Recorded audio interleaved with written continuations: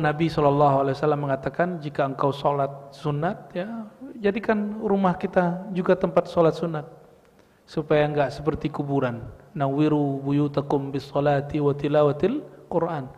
Beri cahaya rumahmu, terangi rumahmu dengan sholat dan baca Quran. Ya. Tapi sebenarnya rumah hakiki bukan bangunan itu. Rumah hakiki tubuh ini, badan ini, kolbu ini.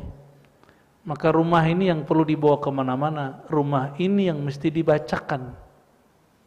Maka guru saya sebagian mengatakan, kamu bacalah di mana saja. Yang penting kolbumu bersama dirimu. Ya. Jadi kolbu kita ikut membaca. Selama ini antum kan membayangkan baca di rumah biar rumahnya terang gitu ya. Imam Ghazali yang ngomong ini. Nawwiru buyutakum haqiqatul buyut. Hakikat rumah di situ adalah Baitullah al-qulub. Baitullah bernama qalbu.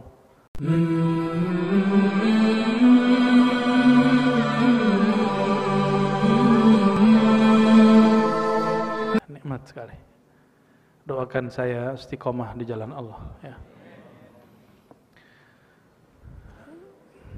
Puji syukur kepada Allah Subhanahu wa taala karena nikmat yang besar ini Allah jadikan kita menjadi umat Nabi Muhammad sallallahu alaihi wasallam. Di saat para nabi berdoa menjadi umat Nabi Muhammad sallallahu alaihi wasallam, kita tidak pernah berdoa, tapi kita dijadikan umat Nabi Muhammad sallallahu alaihi wasallam. Namun umat Nabi Muhammad sallallahu alaihi wasallam karena terpilih paling mulia, maka semua ujian yang ada di umat terdahulu ada di umat ini. Semua kezaliman yang ada di zaman dulu dikumpulkan di zaman ini. Itu sebabnya nggak ada apa-apanya perang Palestina. Nanti Dajjal akan menghancurkan semuanya. Kenapa tidak Nabi Musa, Nabi Isa yang menghancurkannya? Padahal Dajjal itu Bani Israel. Kenapa harus umat Nabi Muhammad SAW? Ketika bertemu, sudah ketemu Nabi Musa dengan Dajjal, tapi bukan Nabi Musa yang melawan Dajjal. Kita yang melawan Dajjal. Ya. Mungkin kejadian-kejadian belakangan ini bisa jadi adalah awal daripada itu, atau ini sudah berlangsung lama dan ini proses menuju ke sana. Mungkin yang kedua lebih tepat. Namun beritanya yang gede hari ini, sebulan yang lalu, padahal kejadiannya sudah muncul bertahun-tahunnya. Kita doakan saudara-saudara kita di Palestina yang dizalimi, Allah bantu mereka. Allah jadikan mereka mujahidin yang mukhlisin, yang ikhlas karena Allah Ta'ala. Allah persatukan mereka yang berpecah di dalam negeri Palestina. Dan begitu juga kita, semoga dijaga hatinya supaya tidak bersuuzon kepada siapapun. Al-Fatihah.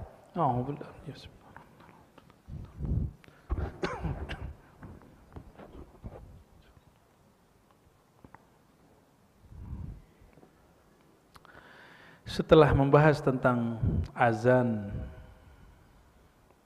bahwa hadis yang paling saya suka dari azan itu, idza nadal munadi futihat abwabus sama. Halaman 55. Apabila orang azan, maka dibuka pintu langit. Jadi dibukanya pintu langit enggak mesti di Ka'bah, enggak mesti di makbarah kuburan, tapi di mana ada muazzin, kapan azan dikumandangkan, saat itu pintu langit dibuka. Maka umat Nabi Muhammad SAW bukan umat yang fanatik benda, fanatik dengan keris-keris, tempat-tempat keramat, enggak. Kita datang ke tempat keramat karena cinta dengan sahibul karamah, bukan keramat dia. Kita datang ke orang soleh, wali Allah, bukan ingin mendapatkan karamah dia, tapi ingin memahami hikmah kemakrifatan yang ada dalam diri mereka.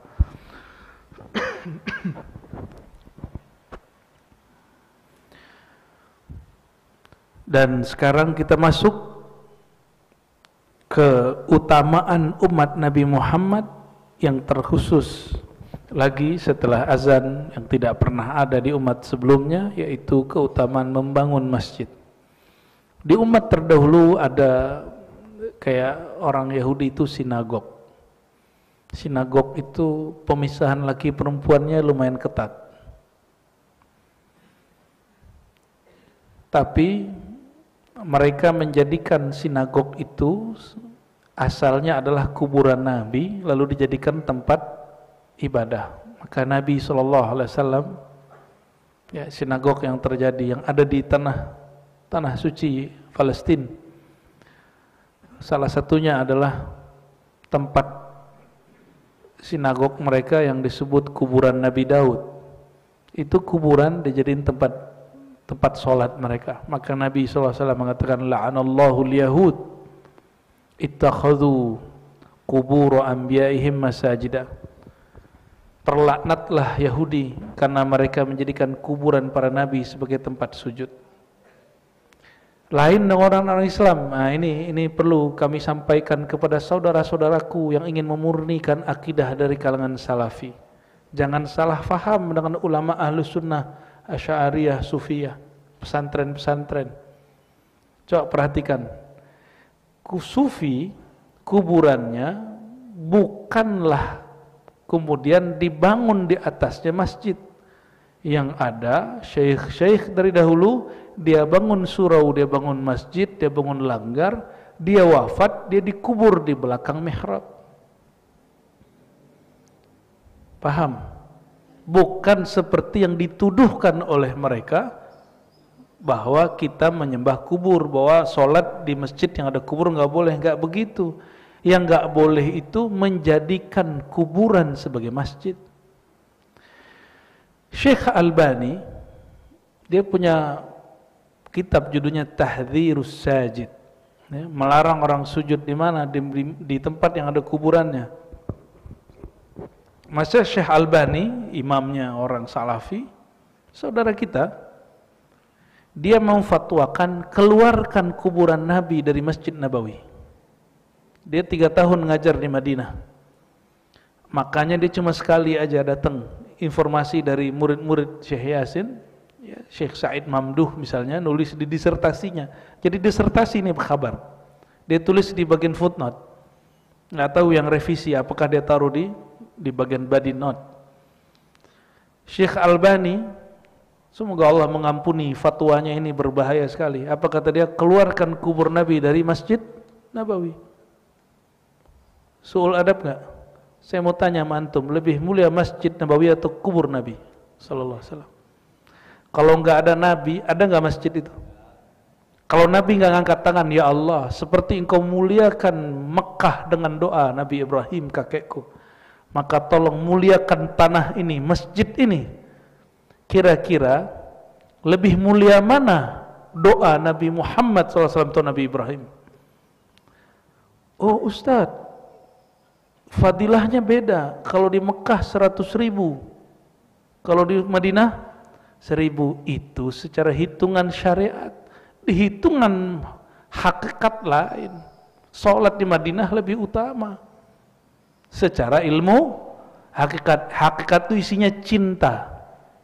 Antum pergi haji terus langsung pulang, itu su'ul adab, ya.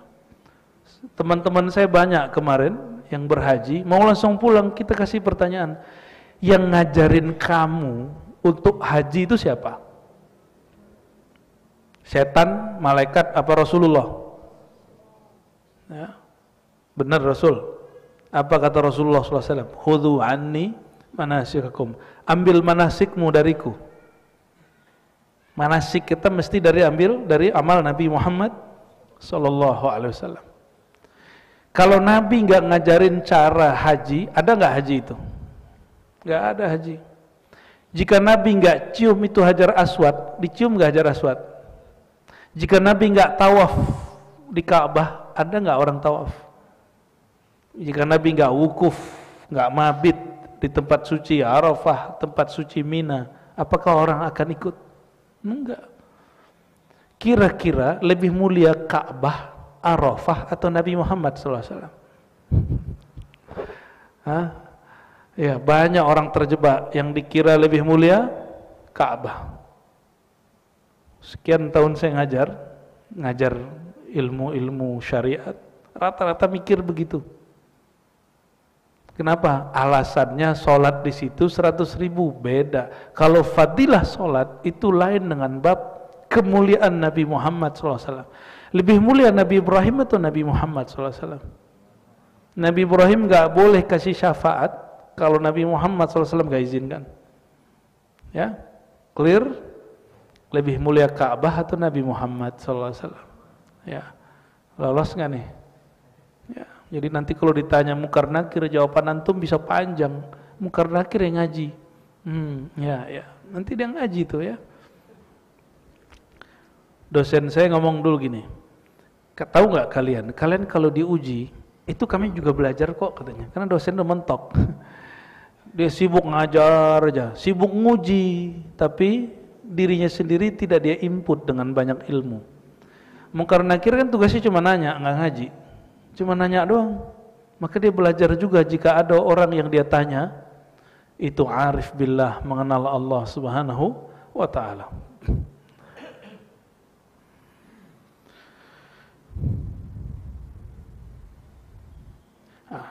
Kemuliaan umat Nabi Muhammad SAW, mereka tidak ada yang bangun masjid di atas kuburan. Yang ada pendiri masjidnya, guru ulama wali yang mengajar di masjid itu meninggal, lalu dia dikubur di belakangnya.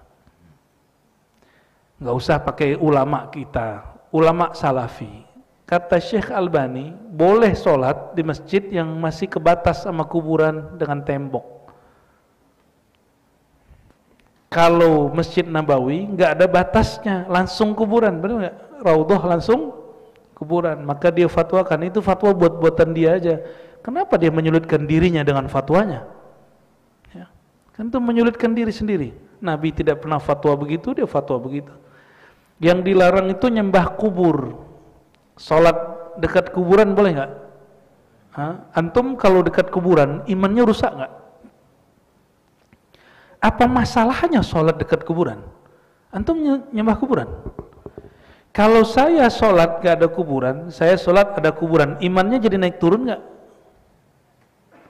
Jadi kalau iman itu benar tasdik di dalam kolbu, mau orang di depan ada 1000 kuburan gak ngaruh.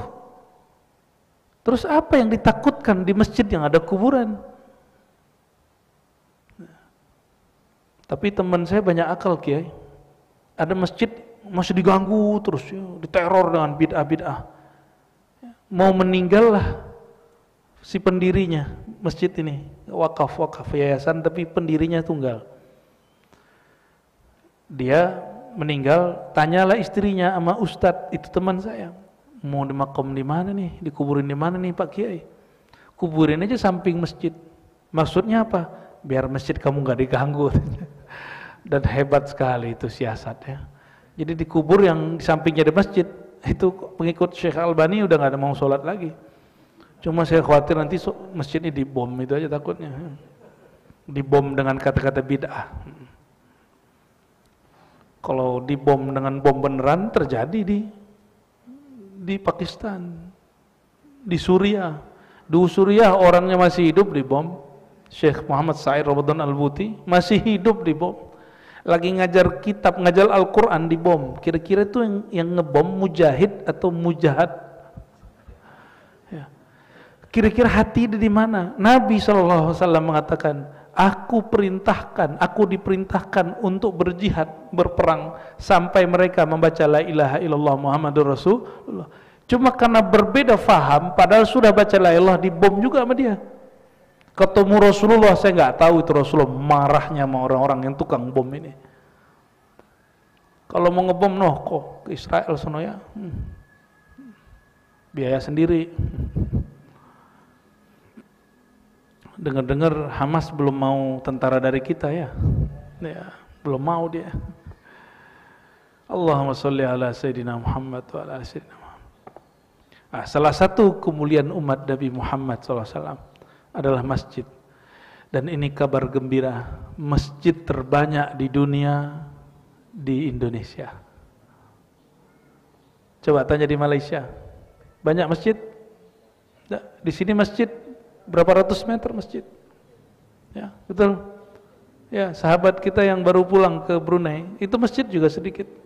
Saudi, yang pernah di Saudi umroh kayak ngaji kayak gimana? Banyak masjid? Dikit masjid. Yang banyak masjid di mana? Indonesia. Antum tahu keramatnya Indonesia? Ya, mau cari tempat keramat ya inilah negerinya. Inilah tempatnya. Orang-orang azan di mana-mana. Berarti negeri ini setiap saat, setiap kali orang azan itu berapa tempat dibukakan pintu langit. Cuma kan kita masih sibuk main handphone, masih sibuk nonton. Ya, pintu langit dibuka, pintu hati kita ditutup. Nauzubillah min dzalik. Tahu jumlah masjid di Jakarta kayak atau Depok? Ini masuk Depok apa Jaksel? Oh Depok no ya, sudah di Depok. 1.400 yang tercatat, yang enggak tercatat itu Depok. Ya. Tahun 2013 saya suka ngisi training.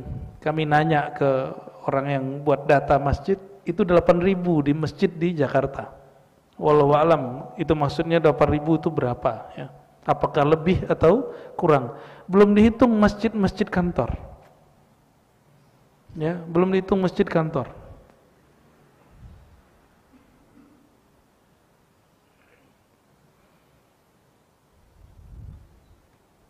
Wa min syarafil ummatil Muhammadiyah, di antara kemuliaan yang khusus bagi umat Nabi Muhammad SAW, ikhtisasuha bil masajid.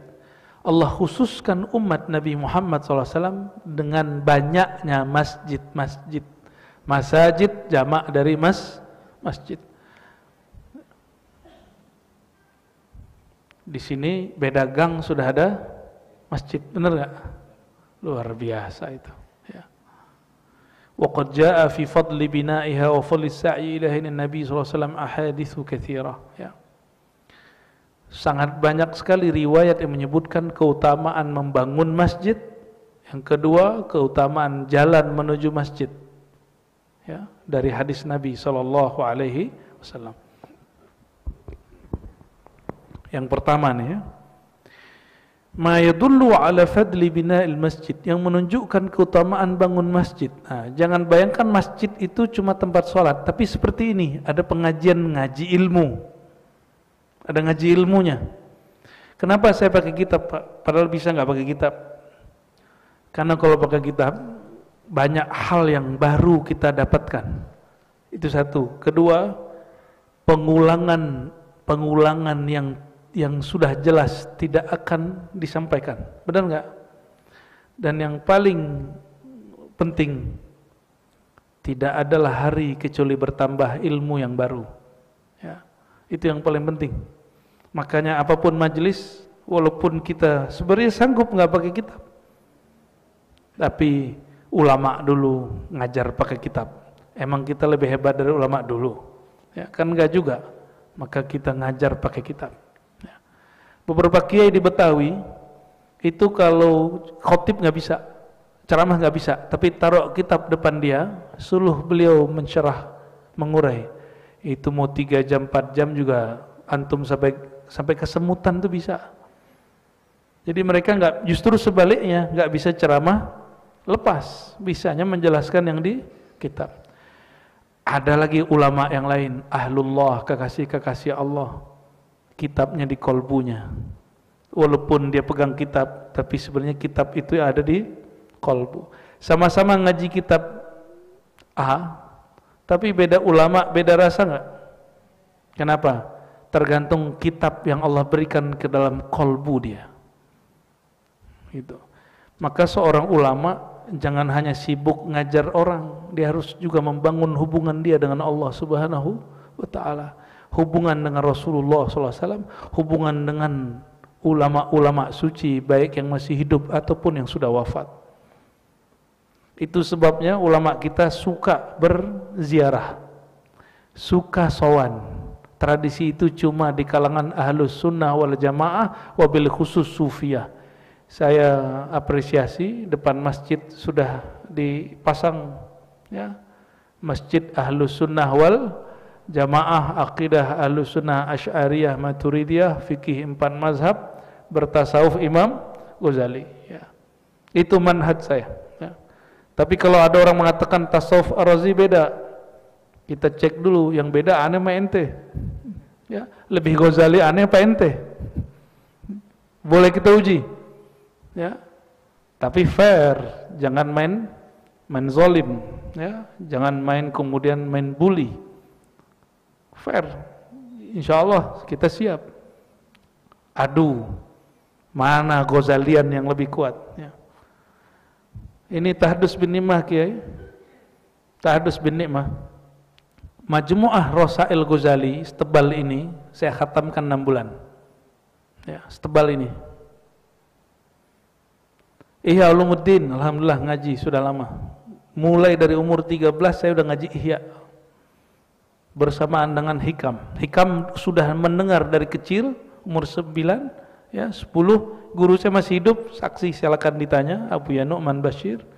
Dan beliau sangat Ghazalian, sangat kuat mengikuti tasawuf Imam Al-Ghazali. Cuma sekarang istilah Ghazali ini jadi berhala. Sebenarnya selain tasawuf Imam Ghazali ada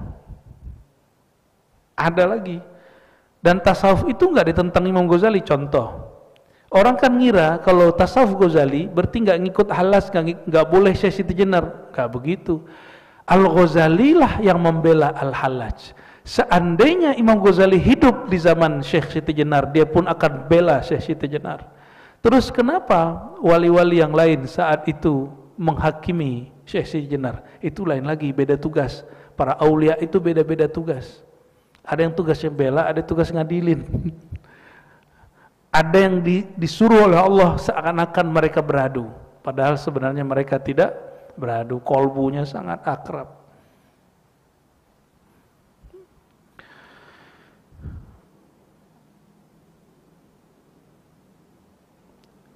Di antara keutamaan bangun masjid, annahu madmunun lahu baitun mithluhu fil jannah, dijamin dibuatkan rumah atau istana yang serupa atau lebih mulia di surga. Masjid tadi fungsinya apa? Salat, ngaji. Bahkan di zaman Nabi SAW di Sahih Muslim, Nabi SAW membiarkan masjid menjadi tempat penginapan sementara orang-orang yang hijrah. Wa in kana kafiran, bahkan tamu-tamu yang kafir, karena dulu belum ada hotel, Nabi inapkan beberapa non-muslim di masjid. Ini jawaban dulu Kiai Ali Mustafa Yaqub, Imam Besar Istiqlal, waktu beliau dihujat oleh banyak orang karena menerima Obama di Masjid Istiqlal. Masih ingat? Udah lupa ya? Coba cek beritanya. Imam Besar Istiqlal nyambut Obama. Dibully orang dulu. Beliau jawab dengan hadis Bukhari Muslim bahwa tamu-tamu Rasulullah SAW yang sawan ke beliau itu banyak ya. Yang datang silaturahim itu banyak. Ada yang datang merepotkan Nabi, Nabi terima, Nabi senang direpotin. Ada yang datang nggak mau repotin Nabi, Nabi malah gelisah karena Nabi senang direpotin. Ada yang datang bawa hadiah macam-macam. Makanya baju Nabi itu bajunya branded semua, Pak. Branded semua. Antum baca Kitabul Libas, Kitabuz Zinati, ya, bab performan pakaian Nabi SAW. Nabi itu punya jubah Bahrain, jubah Yaman, jubah Rum, jubah Mesir. Punya nggak? Zaman gini nggak punya. Ya, saya adalah gamis Saudi, punya gamis Yaman ada, walaupun nggak dipakai ya. Gamis Uni Emirat ada. Kita koleksi aja. Pengen ngamalin sunnah Nabi, koleksi doang. Tapi nggak berani make. Sebenarnya secara maknawi, maknanya apa? Secara maknawi, Nabi itu open mind, Nabi itu nggak saklek. Dulu antum kalau lihat saya masa remaja mungkin ketawa. Saya kira baju koko itu baju sunnah. Dan saya nggak mau beli pakai baju kaos, dan tidak mau pakai baju yang ada kerahnya. Kemana-mana pakai baju koko, tapi lupa koko itu sendiri bukan bahasa Indonesia. Koko, apa arti koko? Apa artinya? Oh, ternyata orang kalau lagi semangat, dia kira satu model itu adalah baju orang Islam. Sekarang lagi tren Pak, gamis. Gamis ada kerahnya. Dan Nabi kalau punya baju, nggak ada yang polos kayak saya begini. Nabi kalau baju pasti ada motifnya, tapi nggak lebay. Ya. Tapi lebay juga boleh. Ya, Nabi itu dikirimin baju apa gamis, jubah, motifnya, tenunnya, masya Allah. Ya, mansuj bahasa Arabnya. Itu pakai BHS, lebih mahal dari Levi's, nggak ada apa-apanya itu. Yang dijual di H&M, yang dijual di Plaza Indonesia nggak ada apa-apanya. Ya, BHS harganya berapa Kiai? Ya, kira-kira begitu. Dan saya bersyukur pergi ke luar negeri, itu sarungnya Indonesia, sarung Pekalongan itu masyhur Pak. Masyhur, alhamdulillah ya. Kita bersyukur. Sekarang ini kan kita pakai ini rida apa India ya. Nanti saya sudah mulai koleksi kain untuk di sini, apa shawl atau apa jenisnya, tapi motifnya motif Nusantara sudah mulai, beberapa sudah sering saya pakai. Ya, itu bukan bagian dari sunnah. Sunnahnya make begini itu sunnah, tapi motifnya bukan bagian dari sunnah. Itu menunjukkan budaya orang Arab sono ya gitu, lurus-lurus aja tuh. Kalau India agak bermotifnya lebih ramai. Insya Allah ke depan kita kalau buat shawl, buat rida batik, insya Allah kita bangga ya. Sunnah tapi ala kita gitu. Seandainya Nabi SAW hidup hari ini, kita akan datang bawa sarung Pekalongan, sarung BHS, kita kasih ke beliau. Kenapa? Beliau itu sahibul izar, suka pakai sarung. Baca Sahih Bukhari, Nabi itu sholat pakai sarung, dan sarungnya banyak jenis. Ada sarung yang jenisnya agak lembut, jadi gampang melorot. Jadi Nabi kalau naik, dilipat lagi, ditarik lagi. Baca hadis ya Pak. Berarti benerin sarung tidak merusak khusyuk. Cuma antum lagi ruku pakai BHS, terus bilang, keren juga ya sarung aneh. Itu namanya khuyala. Itu namanya apa? Khuyala, sombong dalam khayal. Itu nggak boleh. Bukan sarung yang salah, ini yang salah ya. Man bana masjidan yubtagha bihi wajhullah banallahu lahu mithlahu fil jannah. Yabtaghi bihi wajhallah banallahu lahu mithlahu fil jannah. Hadisnya sahih riwayat Bukhari dan Muslim. Ini Nabi yang ngomong, percaya nggak? Nabi yang ngomong, percaya nggak? Ini kalau istilah berita, ini namanya kelas apa nih beritanya nih? Kevalidannya A1 gitu ya. Oh, ini beritanya A1 ini. Percaya nggak? Siapa yang bangun masjid? Nah, masjid itu termasuk di situ pesantren, majelis. Karena isinya masjid apa? Tempat zikir, tempat ngaji, tempat sholat. Ada 3 itu. Meskipun di masa Nabi masjid dijadikan tempat pusat seni, pusat nginep dan segala macam, mungkin nilai itu sudah mulai berkurang. Kembali ke intinya, tempat di situ disebut nama Allah. Bagaimana mungkin disebut nama Allah kalau nggak ngaji tentang nama Allah, kalau nggak belajar ma'rifatullah? Maka belajar itu salah satu ruhul masjid selain ibadah. Karena ibadah tidak wusul, tidak diterima kalau kita nggak kenal siapa yang disembah. Jadi Nabi kalau bikin majelis di mana? Di masjid apa di mana? Di masjid. Jadi masjid itu ganti pesantren. Santri tetapnya disebut Ahlus Suffah. Ahlus Suffah itu mirip-mirip santri di pesantren salaf. Makan ala kadarnya. Kalau kiainya makan, dia makan. Kalau kiainya nggak makan, ya dia nggak makan. Zaman-zaman dulu, kalau salaf sekarang udah enak juga ya. Ini beliau produk salaf ini. Pernah makan di Ubin nggak Kiai? Sering. Jadi kiai ya. Ya, yang makan pakai piring belum tentu jadi kiai. Berkah. Ini pesan saya untuk orang tua yang anaknya di pesantren. Jangan terlalu eman-eman. Mesti tega sama anak masuk pesantren. Supaya apa? Anak kalau biasa dimanja di rumah, dia mesti diberikan cara hidup, dilatih cara hidup zuhud. Supaya nanti jika hidupnya bergelimang rezeki, dia nggak cinta sama duit. Dia nggak cinta sama kemewahan. Diberi kemewahan, dia ambil sebagai fasilitas.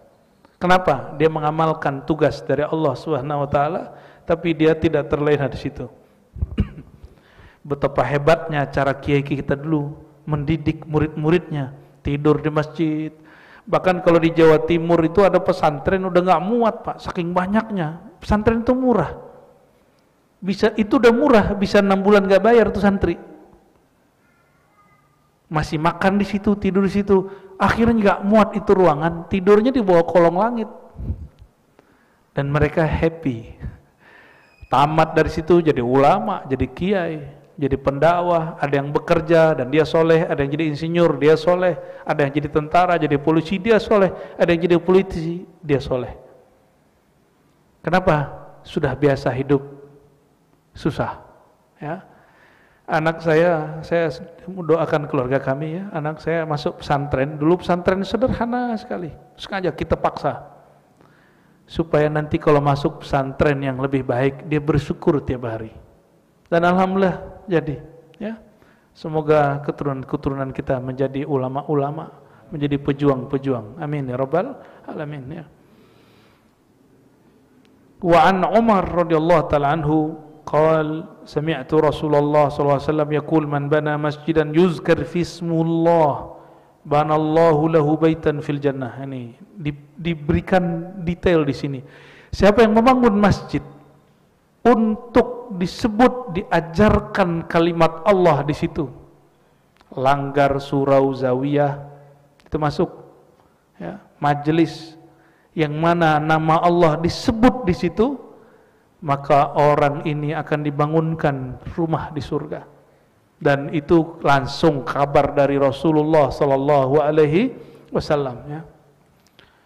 Ini saya bukan lagi nyuruh bikin surau di tempat saya, Pak. Di mana aja ya. Kita bukan lagi fundraising, bukan. Enggak. Sampai hari ini kita biasa-biasa aja. Emang kalau takdirnya jadi gitu aja. Ya.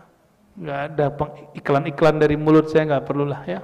Siapa yang tersentuh buat ya. Jujur saya nggak perlu surau udah di hati saya. Kalau yang mau ngaji di surau nggak kena hujan, buatlah.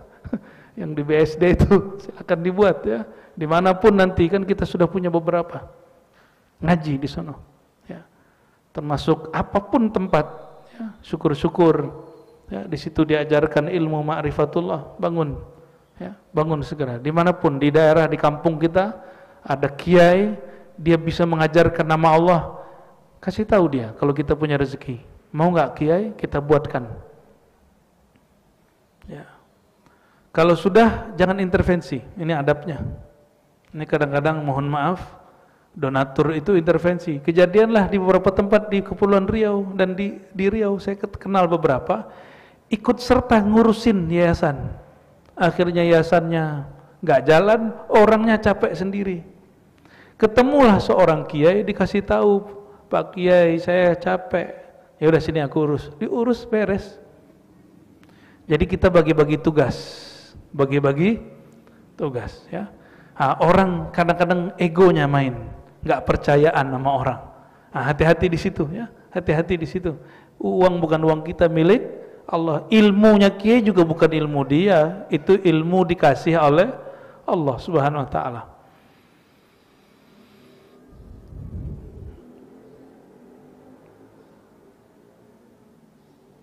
Tapi ini makna zahir, mau makna batinnya enggak? Makna ma'rifatnya enggak? Oke. Masjid hakiki itu apakah bangunan atau setiap tempat yang disebut nama Allah? Mungkinkah ada bangunan di atas namanya berkubah, tapi di bawahnya, di dalamnya orang nggak sebut nama Allah? Mungkin nggak? Mungkin aja. Bapak ke Itali banyak, ya, dikira masjid, tahu-tahu gereja atau bangunan biasa. Maka itu masjid yang zahir. Ini masjid. Ini masjid. Disebut nama Allah. Sebenarnya nama Allah yang disebut itu sumbernya di mana? Di mana sumbernya? Antum bisa nyebut nama Allah itu ngambil dari mana? Dari YouTube? Apa dari kulub? Maka ulama ahlullah menerjemahkan makna yang lain, makna isyari. Man bana fi qalbihi masjidan yuzkar fihi ismullah. Siapa yang membangun tempat sujud di dalam kolbunya, yang mana di dalamnya dia sebut-sebut nama Allah, barulah orang itu dibangunkan masjid. Nah, ini untuk santri, ini santri, ya. Santri nggak usah mikir bangun pesantren. Bangunlah istana ilmu dalam kolbu. Bangun dulu ilmunya di kolbu. Nanti tenang, Allah akan bangunkan tempat untuk ngajar. Gitu maksudnya, ya. Jadi ini yang diajarkan Mbah Maimun dulu, nggak usah mikirin bangunan dulu, ngajar aja dulu.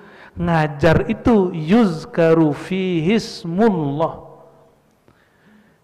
Disebut di dalamnya, di tempat itu nama Allah. Hakikat menyebut nama Allah di lidah atau di kolbu. Bangun dulu istana zikrullah di kolbu, masjid di dalam kolbu, nanti baru dibangunkan. Kalau tidak, nanti jadi masjid diror. Masjid diror bagus, tapi orang-orang munafik dia tidak membangun nama Allah di dalam kolbunya, tidak membangun tempat untuk menyebut nama Allah di dalam kolbunya. Nah, ini untuk para santri yang ingin jadi kiai, ya, nggak usah sibuk-sibuk mikirin tanah kosong, nyari tanah kosong, udah tenang aja, ya. Yang hak kita pasti dapat.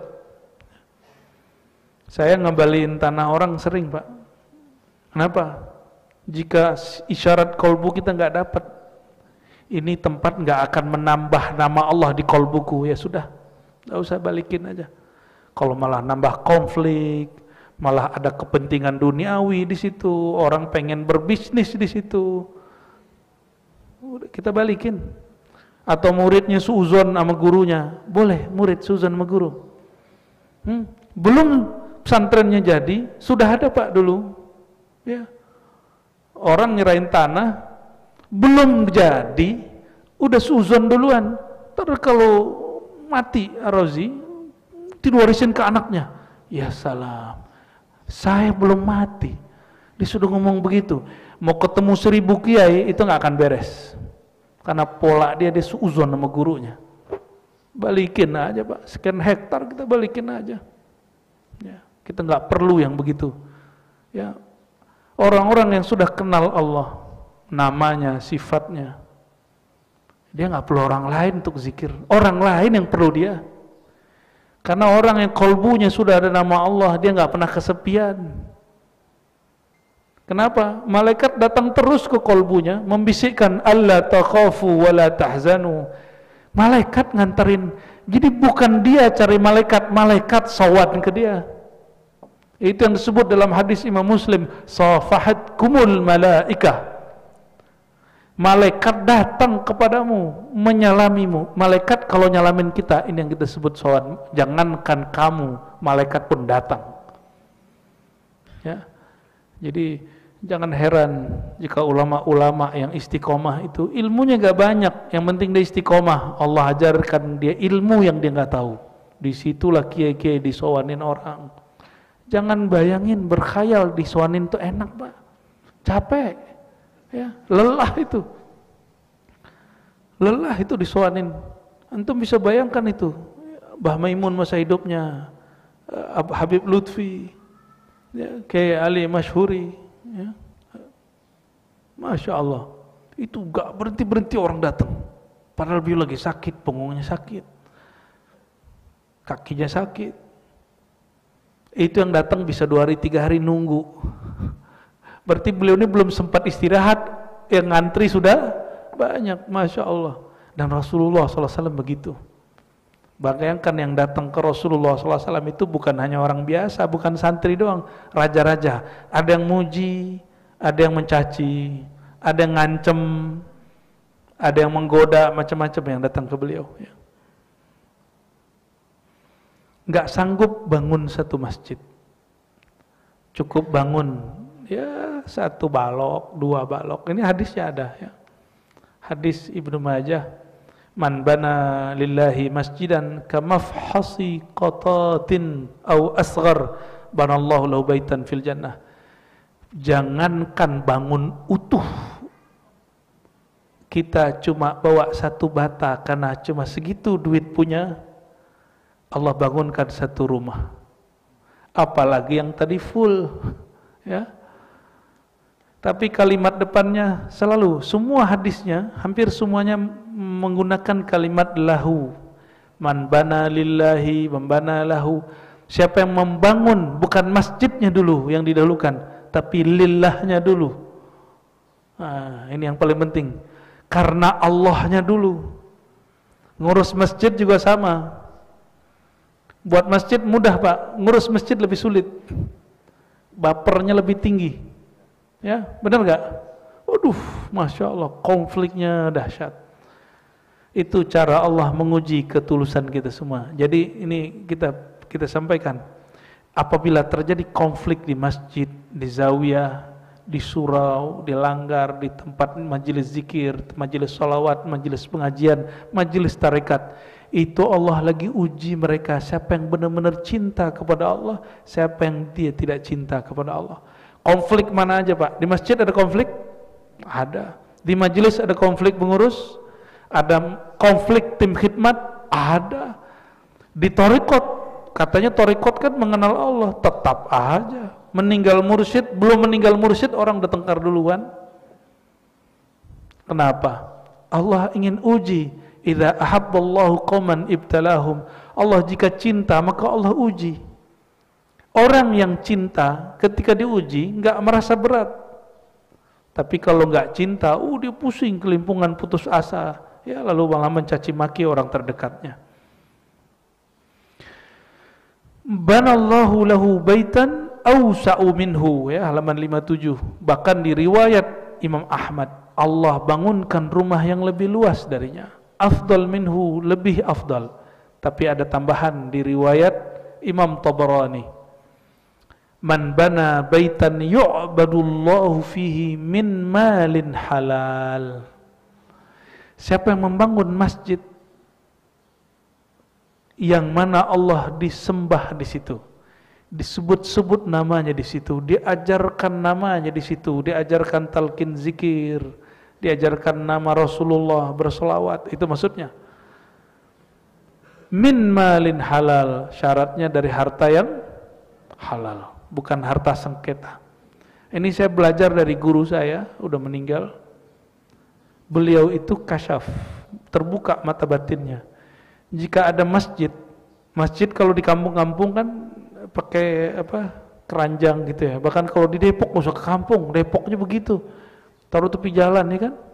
Kadang-kadang ada orang naruh duit, itu duit syubhat. Sama orang ini berasa sama dia, bagian mana semen yang dari duit syubhat tuh dia tahu. Jadi nggak pernah mau duduk di situ. Tapi tenang, Allah yang bersihkan nanti ya.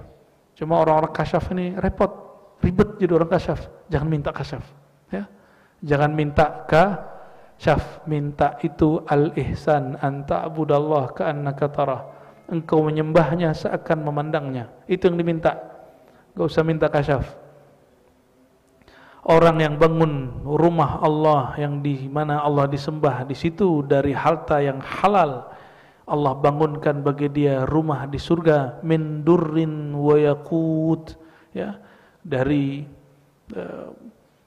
dur dan yakut, ya, berlian, yakut merah, ahmar, sebutlah kibrit ahmar, semua jenis batu-batu mulia, ya. Pada senang pakai batu kan Pak, ya, benar tuh pakai batu. Saya lagi nggak pakai aja, ketinggalan. Tuh batu tuh ya. Kiai pakai batu, Kiai. Waduh, ada isinya tuh, batu. Man bana masjidan la yuridu bihi riya'an wala sum'ah banallahu lahu baitan fil jannah. Di sini dipertegas lagi, siapa yang bangun masjid tidak ingin riya. Riya itu masih ingat saya tegaskan berkali-kali. Riya itu ru'yatul amal, memandang amal. Itu satu. Yang kedua, riya itu suka dipuji. Yang ketiga, riya itu takut dicaci. Enggak enak kalau enggak ikut bangun. Hati-hati. Pengen ikut bangun biar gitu ya. Di kampung salah satu orang dekat saya ya, masjid harusnya dibangun 2 lantai jadi 1 lantai. Kenapa? Imamnya, pengurusnya bilang kalau bangun masjid jangan riya. Sedangkan donaturnya ingin nama dia ditaruh di prasasti ya, karena kiai ini sangat keras dalam bab tauhid, enggak boleh. Ngambeklah si donatur. Akhirnya cuma 1 lantai. Coba kalau itu jadi 2 lantai, Pak. Ya. Ya serba salah sih ya. Emang antum kalau donasi nggak ditaruh nama di situ sedih ya? Hah? Sedih ya? Sedih ya? Betul, beberapa kiai, salah satu kiai pinter filantropi, cara narik orang cari dana, dikasih tahu, tar kalau Bapak Haji bangun, nama gedungnya nanti nama Pak Haji. Seneng dia. Padahal itu ujian dari Allah, Pak. Itu ujian dari Allah itu. Yang paling bagus yang nama kita nggak disebut-sebut di situ, cukup Allah yang sebut. Sama Imam Syafi'i itu bersedekah ilmu dan dia mengatakan, aku tidak mau namaku disebut-sebut dalam bersedekah ilmu. Jadi jangan dikira guru itu sedekahnya lebih berat. Dia mengeluarkan berlian dari kolbu dia. Bapak cuma ngeliarin keluar dari dompet, dari rekening. Kalau yang rekening kalau nggak dipakai kan nggak punya kita. Ini perhatikan. Rezeki kita yang kita makan, bukan yang kita simpan. Baju Bapak yang disimpan itu bukan rezeki, yang dipakai sekarang itulah rezekinya. Coba bajunya banyak, coba pakai 3 helai. Saya nanti minta tanda tangan, Pak. Sejak kapan, Mas? Miring. Sejak kapan sarafnya kendor? Udah lama ya. Kita orang waras, dia kalau punya pakaian banyak, tetap yang dipakai paling 1-2 helai, paling daleman 3. Tapi kalau 5 sekaligus gimana? Muskilah katanya kata orang Arab. Jadi rezeki kita yang kita pakai, tabungan kita yang kita keluarkan. Nah, ini pegang itu. Tabungan kita yang kita keluarkan, bukan yang disimpan di rekening itu, bukan yang di brankas itu, bukan. Tetap simpan seperlunya, tapi coba tabungan akhirat. Ini yang mengabarkan langsung Allah, yang mengabarkan Rasulullah, mestinya kolbu kita langsung tasdik, langsung percaya ya. Man bana masjidan, siapa yang membangun pesantren, membangun masjid, membangun majelis surau langgar ya, la yuridu bihi riya'an, tidak ingin disebut-sebut namanya, wala sum'ah, tidak ingin pamer, banallahu lahu baitan fil jannah, Allah bangunkan bagi dia istana di surga ya.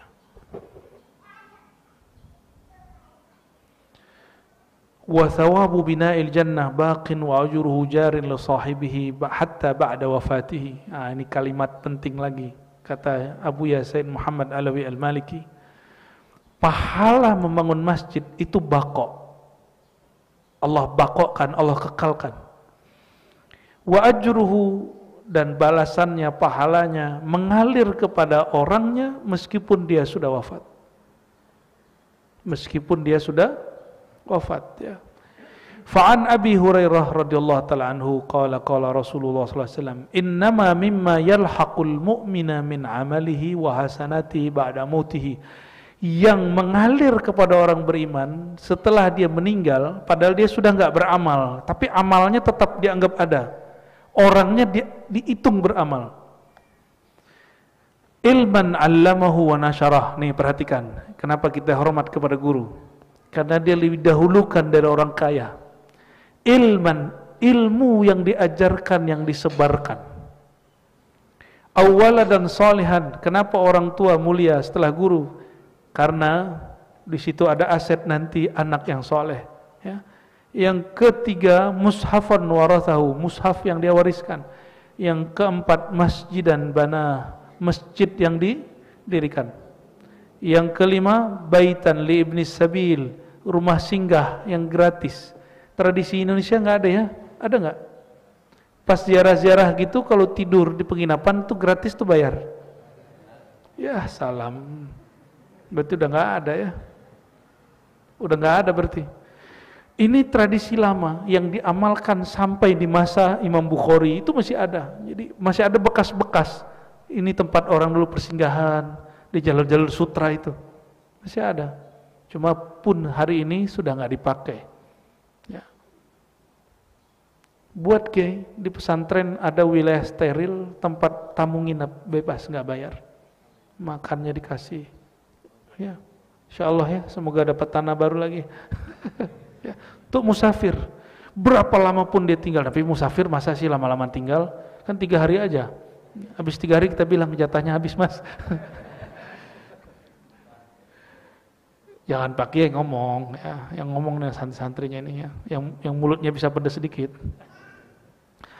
Au nahran ajrah, dia bikin drainase, dia bikin sungai, dia bikin bandar irigasi.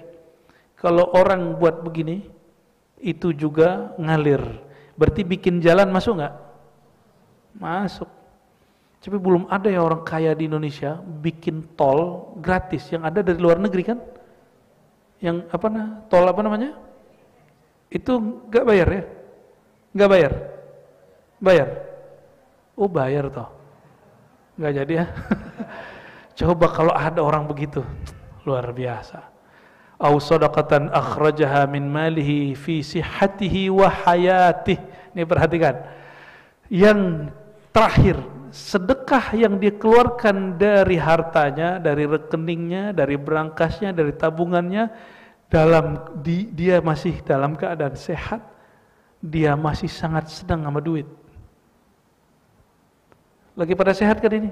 Nah, mumpung sehat nih buru-buru. Jangan nunggu sakit. Kalau orang udah sakit terus dia bilang tanah yang onon tuh itu pesantren itu wajar. Wajar. Dia sudah nggak cinta sama duit, dia udah nggak cinta sama tanah. Ketika lagi seneng-senengnya dilepas, Allah bilang, ana uhibbuk, aku cinta engkau wahai hambaku.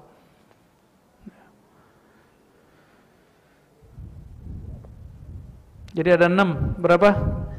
6 ya? Coba hitung lagi deh. Ilmu, anak soleh, mushaf, masjid, rumah singgah, irigasi. Oh 7 ya. Sedekah. Sedekah saat lagi seneng-senengnya. Ya. Sama ibu-ibu ini ngizinin bapak poligami. Lagi cinta-cintanya masuk pak.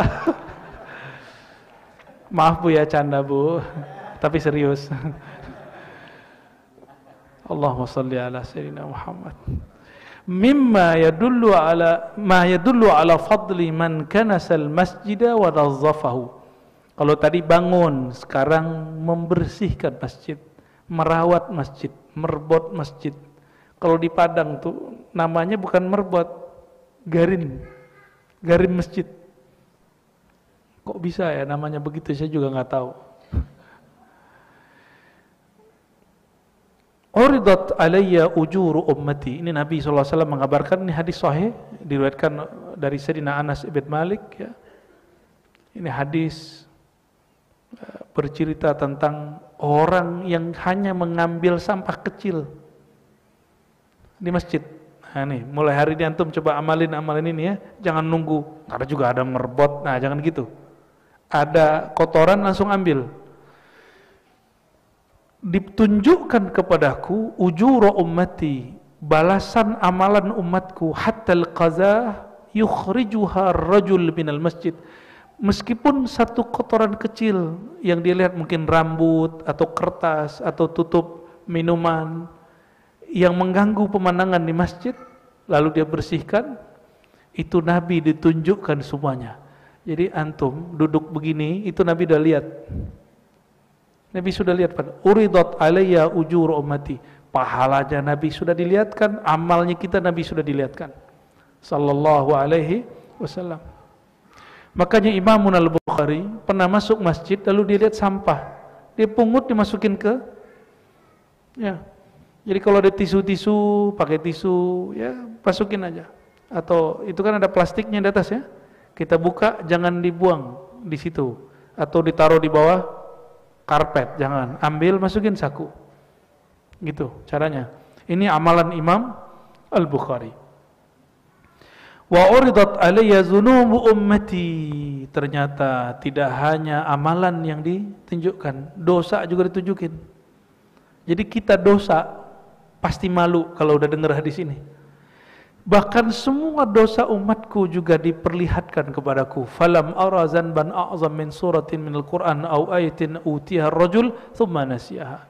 Tidak adalah aku melihat dosa yang lebih besar daripada ayat atau ilmu. Saya mengartikan di situ ilmu, lalu dia lupakan. Kenapa ilmu bisa dilupakan? Kalau tidak diamalkan. Ya, jadi cara menghafal ilmu gimana? I'mal bihi walau marrah. Amalkan meskipun hanya sekali. Itu cara ngamalin. Ini metode Imam Nawawi. Kata Imam Nawawi, dulu ulama salafus saleh apabila dapat satu hadis meskipun ulama mengatakan dhaif, amila biha, dia amalkan, karena siapa tahu hadis itu tidak dhaif, ada yang mensahihkannya. Nah, ini pahalanya lebih gede lagi. Hadis Ibnu Majah, ya, sanadnya hasan. Man akhraja adzan minal masjid, siapa yang buang sampah kecil dari masjid, banallahu lahu baitan fil jannah, Allah bangunkan baginya satu rumah di surga. Setara dengan yang bangun mah gampang, Pak. Bersihinnya ribet. Saya masih ingat pertama kali masjid di Bandung, masjid apa namanya? Yang baru itu? Jabar. Jawa Barat jadi Jabar, cocok logi bener ya. Ini masuk Jabar ya? Iya, tapi kayaknya pinggir-pinggiran sama Jakarta ya.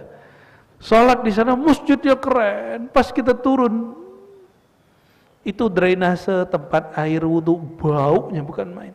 Alhamdulillah kita sampaikan dibersihkan. Seperti tutup sebentar kan untuk dibersihkan. Jadi ngurus masjid itu lebih rumit daripada bangun masjid. Lebih rumit, Pak. Apalagi masjid pesantren. Ini di pesantren kita dulu ya. Dulu buat piket niru pesantren Gontor. Gontor kan jalan tuh, keren tuh di situ Gontor jalan.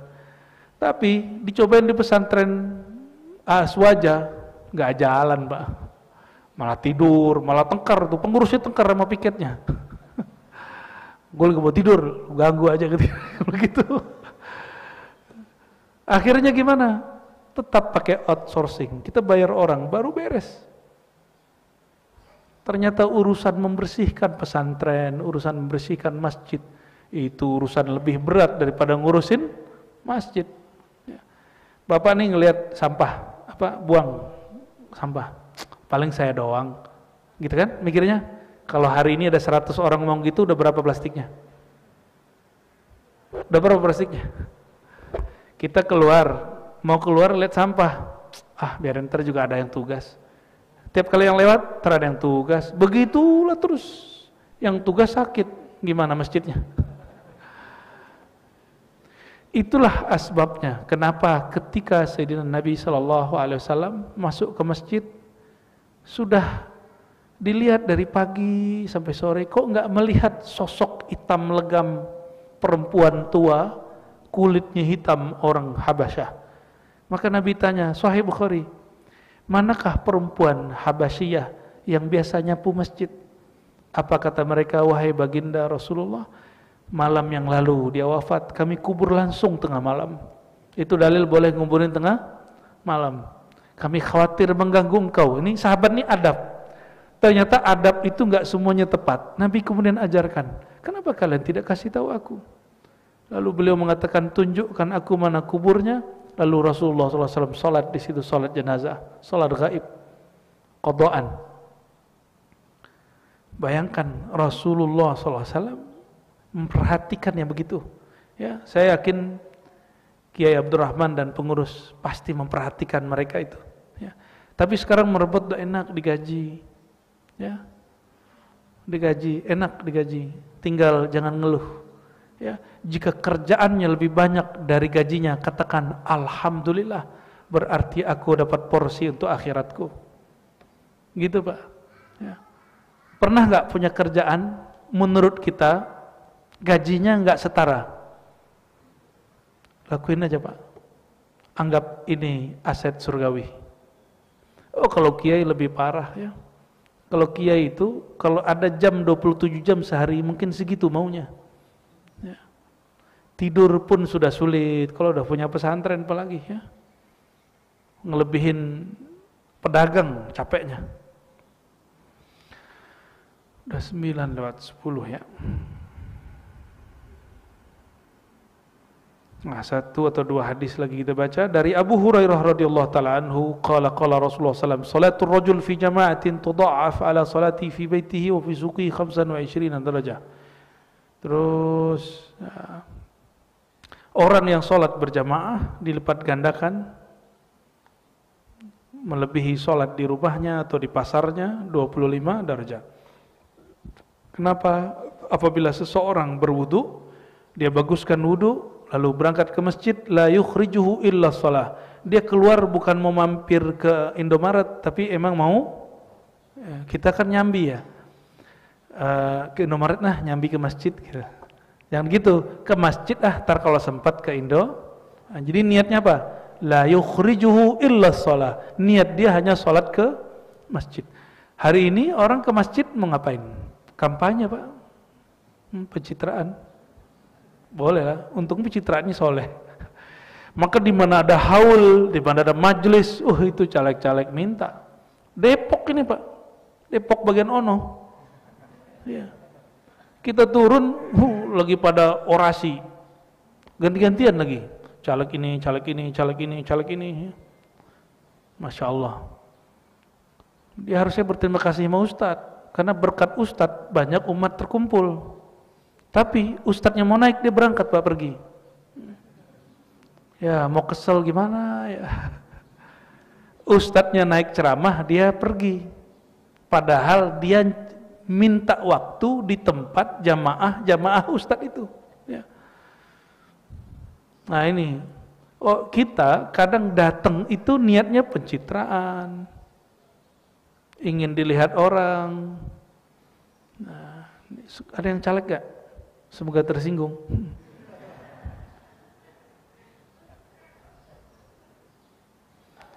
Lam yahzu khutwatan illa rufi'at. Tidaklah seseorang itu melangkah, satu langkah saja, illa rufi'at lahu biha darajah, ada satu derajat. Jadi antum dari tadi ke sini.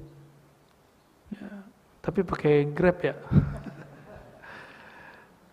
Satu langkah, satu derajat. Di saat yang sama, satu dosa digugurkan. Fa idza shalla, jika dia salat, lam tazal malaikatu tusalli alaihi ma dama fi musalla. Jika dia salat, malaikat mendoakan dia. Apa doa malaikat? Ini salawat malaikat kepada kita. Allahumma salli alaihi, Allahumma arhamhu. Ya Allah, berilah limpahan rahmat kepada orang itu. Ya Allah, sayangilah orang ini selama dia di dalam masjid. Jadi antum ini walaupun tadi tidak sholat 2 rakaat, tapi di hadis yang lain masuk. Ya, selama malam yuhdits, selama tidak berangan-angan dunia, membicarakan dunia, maka handphone buka kalau nggak berkaitan dengan agama, nggak usah dibuka kalau di masjid. Kalau adabnya keluar dulu. Ya, adabnya keluar dulu. Kalau tetap mau buka handphone WA. Nah, kalau dibuka untuk urusan apa? Catatankah? Merekamkah? atau hal-hal yang urgen. Itu boleh. Ya, itu cuma alat. Ya. Nah, orang seperti itu dihitung masih sholat, padahal dia tidak lagi sholat. Dipandang mata hakikat Rasulullah, orang itu sholat, padahal dia lagi nggak sholat. Wala yazalu fi sholah man tazara sholah. Dia dihitung sholat selama menunggu waktu sholat. Jadi orang menunggu sholat, dihitung sholat, itu sholat hakikat namanya. Coba Pak, ini secara rohani, ini penutup. Niatkan hidup itu cuma menunggu sholat. Niatkan hidup ini hanya menunggu sholat. Kita malam mau tidur, ingin seger sholat tahajud. Niat tidur bukan karena tidur itu, tapi karena ingin seger tahajud. Udah begitu belum? Belum ya? Dianjurkan tidur siang sejenak. Untuk apa? Supaya kuat nanti tahajud. Sudah begitu belum?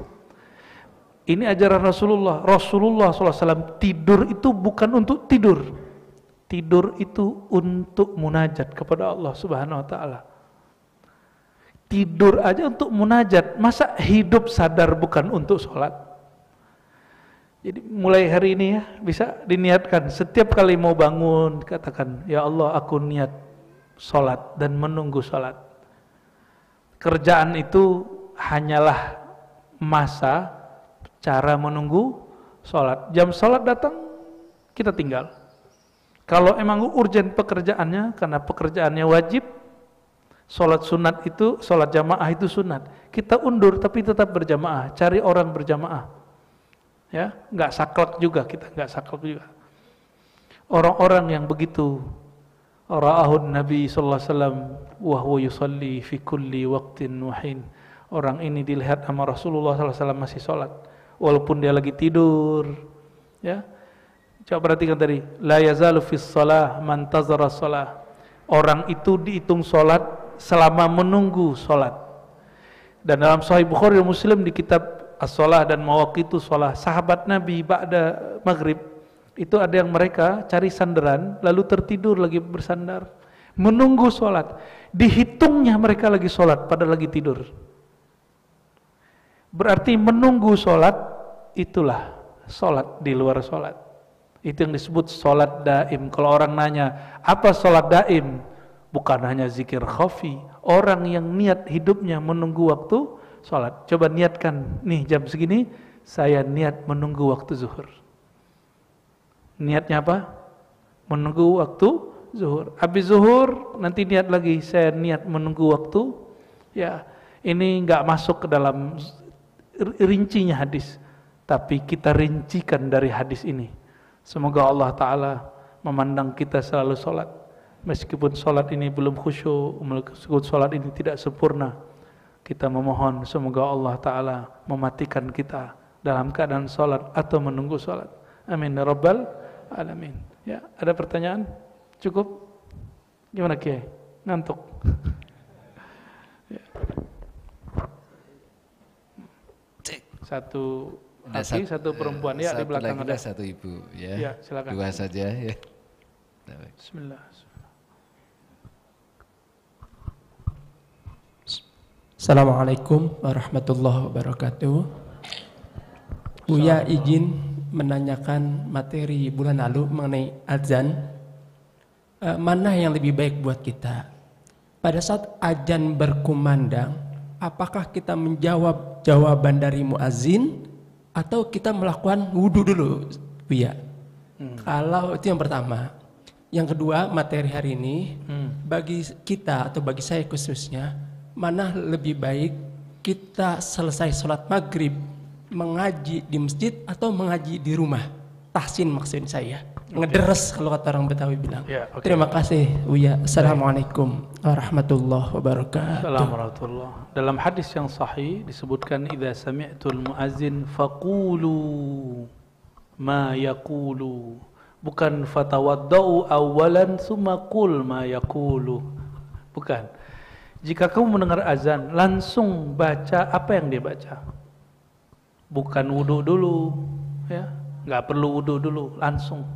Ya. Dan yang kedua, Lebih afdal di masjid atau di rumah? Tergantung. Jika di rumah kita menambah syiar dan nur di rumah, afdal di rumah. Tapi kalau tidak ada kepentingan yang luar biasa, ba'da maghrib langsung tunggu isya. Ini salah satu amalan para aulia dari dulu. Ya, baik dengerin taklim ataupun baca Al-Quran dan wiridan. Ya. Kalau saya di rumah suka baca Quran, tapi kalau di masjid lebih senang zikiran, diam nunggu atau sholawatan, gitu lebih senang. Ya. Nah, itu tergantung berpulang kemana. Ya. Namun Nabi SAW mengatakan jika engkau sholat sunat, ya jadikan rumah kita juga tempat sholat sunat, supaya enggak seperti kuburan. Nawwiru buyutakum bis sholati wa tilawatil Quran. Beri cahaya rumahmu, terangi rumahmu dengan sholat dan baca Quran. Ya. Tapi sebenarnya rumah hakiki bukan bangunan itu.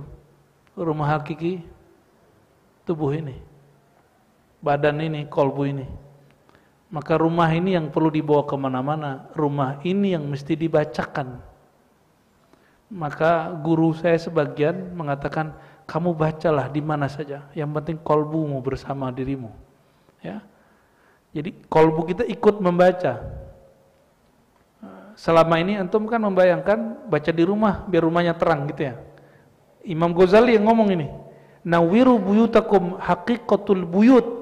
Hakikat rumah di situ adalah Baitullah al-qulub. Baitullah bernama kolbu.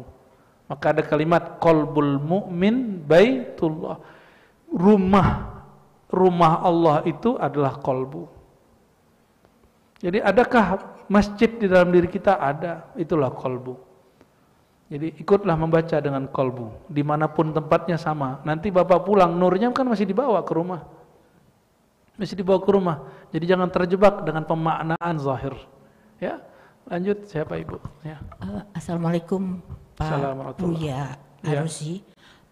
Sebetulnya tadi barusan dijawab ya, tapi sebagian. Pertanyaan saya adalah apa perbedaannya ruh dengan kolbu? Okay. Yang tadi Bapak katakan bahwa kolbu itu yang memang kita harus jaga selalu. Tadi barusan diterangkan. Terima kasih Pak Buya. Masya Allah, pertanyaannya berat Bu. Kolbu dan ruh. Kolbu itu pusat tempat Allah menatap hambanya. Ruh adalah tempat Allah menyimpan rahasianya. Kolbu tempat Allah menitipkan namanya. Sedangkan ruh Allah menitipkan rahasia dari nama itu. Itu bedanya ya. Maka ruh itu sebenarnya kolbu juga. Kolbunya kolbu. Kolbu itu boleh diartikan pusatnya manusia. Secara harfiah kolbu berarti berubah-ubah. Tapi secara maknawi kolbu itu adalah mahallu nazarillah, tempat Allah memandang. Jika bapak ibu jalan ke rumah, terus rumah kita kotor, nyaman gak lihatnya? Kita masuk rumah kita, tapi rumah kita gak bersih, nyaman gak? Mohon maaf, kotoran di mana-mana, muntahan di mana-mana, kotoran kucing di mana-mana, nggak ada yang bersihin. Nyaman nggak duduk di situ? Nggak nyaman. Kolbu ini jika dia tidak dibersihkan setiap hari, orang akan gelisah. Jadi kalau ada orang nanya, kenapa aku gelisah? Karena kolbumu, rumah batinmu tidak engkau bikin nyaman, tidak engkau bersihkan setiap hari. Kenapa kita bersihin tempat tidur setiap hari? Kenapa? Nggak nyaman kalau tidak bersih. Berdebu dikit kita batuk, mungkin bersin-bersin. Dan betapa banyak orang membiarkan dirinya tidur di dalam kolbunya sedang kotor. Dan ini sudah kronis barangkali, bukan akut lagi, sudah kronis. Kolbunya sudah kronis, rumah kolbunya sudah terlalu busuk. Nanti aja kalau mau mati kan gitu orang ngajarin ya, tobat nanti aja sekali doang. Itu yang ngajarin syaitan, tapi dipinjam lisan ustaz. Tobat itu Nabi tiap hari, inni la astaghfirullah wa atubu ilaih. Ini kalam Nabi SAW. Aku istighfar dan tobat setiap hari 100. Berarti Nabi mengulang-ulang tobat. Bukan nunggu tobat nanti sebelum meninggal. Emang tahu meninggal kapan? Kan gak tahu kita meninggal kapan. Jadi kolbu itu Baitullah. Kolbu itu rumah Allah di dalam diri kita. Allah menatap ke dalamnya. Sedangkan ruh itu kolbunya kolbu, tempat rahasianya kolbu. Karena rahasia Allah menyebutnya min amrillah. Mereka bertanya kepada engkau mengenai ar-ruh, qulir ruh, katakanlah ar-ruh min amr rabbi, urusan rahasia Allah Subhanahu wa taala. Sering saya tanyakan ini, kalau Bapak Ibu punya rahasia enggak? Ya, ibu cerita nggak ke orang? Tapi pernah cerita ke orang? Cerita rahasia. Aku kasih tahu ya, ini rahasia, jangan kasih tahu orang ya, gitu. Pernah gitu nggak? Pernah ya? Itu orangnya terpercaya, teman dekat atau orang baru kenal? Terpercaya. Maka rahasia ar-ruh hanya diberikan kepada orang al-amin, aminullah fil ard. Orang yang terpercaya di bumi, mengemban rahasia Allah Subhanahu wa taala. Karena al-amin al-haqiqi itulah Rasulullah, alam ini dicipta. Ditawarkan ke langit enggak terima, ditawarkan ke bumi enggak terima, ditawarkan ke manusia karena dia punya ar-ruh, dia terima. Dan hakikatul ruh itu ada pada Sayyidina Muhammad SAW. Maka beliau bernama Ruhul Arwah, ruhnya para ruh. Sumbernya semua ruh. Ruhani kita bersumber dari rohani Rasulullah sallallahu alaihi wasallam. Maka Rasulullah disebut ayahanda ruhani, ayahanda hakiki. Di kitab-kitab Maulid disebutkan begitu semua, dalam kitab-kitab ilmu zikir disebutkan begitu semua. Jadi walaupun fisiknya sudah meninggal, ini yang bikin saya masih tegar, Pak, walaupun ayah saya meninggal. Karena bagi saya ayah rohaniku Rasulullah SAW, beliau Allah titipkan ya saya menjadi anak zahirnya ayah saya yang baru wafat itu ya. Dan ketika kita sampaikan ajaran sang ayahanda ruh kepada ayah fisik saya, beliau meninggal dengan tenang, alhamdulillah ya. Hobinya zikir khafi, mata dipejam, sebut nama Allah, meninggalnya begitu ya. Mau meninggal melala atau meninggal nutup mata sendiri? Mau nutup mata sendiri? Amalkan zikir khafi. Kalau belum dapat, ambil ke ribat ya. Di ribat sudah ada beberapa ustadz yang kita izinkan untuk memberi talqin. Tapi jangan nafsu, ikutin. Nah, amalkan ini dulu, ikutin aja. Ya, enggak mesti saya yang mentalkin ya. Datang aja ke ribat, nanti ditalqin. Insyaallah.